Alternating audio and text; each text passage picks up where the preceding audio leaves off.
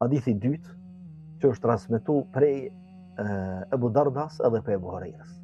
Ebu Darda thot, më ka porosit, më ka lënë amanet i dashurin. Po pejgamberi alayhi salatu wassalam që 3 gjëra mos me i lën asnjëherë. 3 gjëra me i kry. Do të 3 punë, 3 ibadete me i kry. E para thot agjërimi 3 ditëve çdo muaj, namazi duhas, edhe mos me flejt pa e fol vetër. Pastaj thot sikum lën kur Abu Darda, kur sikum lën këtu. Masi mi kalon amanet pejgamberi alayhi salatu wassalam, më ka porosit me të. Ndërsa Ebu Hurajra ngjashëm me këto, thot ausani Khalili, më ka porosit luçka jame. Edhe Ebu Hurajra e përdor këtë fjalë Khalil, domthon Khalil është ajo dakulmi dashnisë. Domthon s'ka më për mito dashni. Kjo është domthon dashnia e luçkës së zemrës. E kështu thotë Ebu Hurajra, më ka porosit luçka jame. Pejgamberi alayhi salatu wassalam. Me 3 gjëra. Mos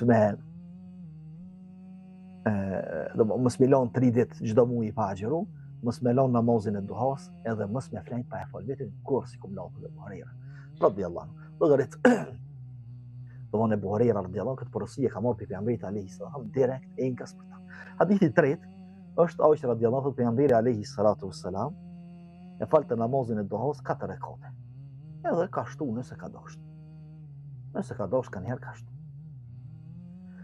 Mirë. Po e përmendim kohën e namazit, edhe rekatët, edhe në fund po e përmendim diskutimin mes dietarëve se a e ka fal pejgamberi alayhi salam apo nuk e ka fal, edhe çysh qëndron puna e namazit duhas.